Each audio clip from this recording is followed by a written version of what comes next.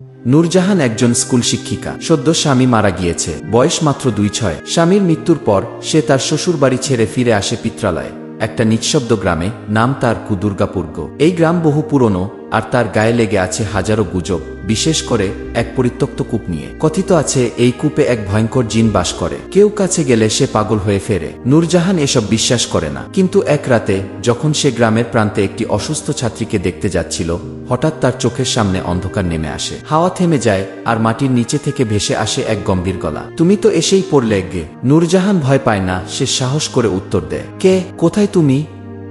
এত সাহসী উত্তর কেউ দেয় না। আর এটাই ছিল তার প্রথম ডাক, জিনের কাছে। Video visual. জোছনার আলোয় একটা কুয়োর পাশে দাঁড়িয়ে নূরজাহান হঠাৎ পিছলে পড়ে যায় ভিতরে। ক্যামেরা নিচে নামতে থাকে, নূরজাহানের মুখে আতঙ্ক, তারপর অন্ধকার। পিছলে গিয়ে সে পড়ে যায় সেই নিষিদ্ধ কূপে। কিন্তু অবাক করার মতো বিষয়, সে পড়ে গিয়েও আঘাত পায় না, বরং যেন কেউ তাকে আগলে ধরেছে কোমলভাবে। চোখ খুলে দেখে এক অদ্ভুত পুরুষ। তার গায়ের রং সাদা ধোয়ার মতো, চোখ দুটো জ্বলছে নীল আলোয়। আমার ঘুমকে ভাঙালো। নূরজাহান কেঁপে ওঠে, জিজ্ঞেস করে, তুমি কে? সে হেসে বলে, আমি ইমরান, আমি জিন, আমি এখানে 1000 বছর ধরে বন্দী। গি তুমি ছাড়া কেউ এত বছর এই কূপে নামেনি। গি এক ধোঁয়াশার জগৎ, কূপের ভেতরে বাতি জ্বলে উঠছে।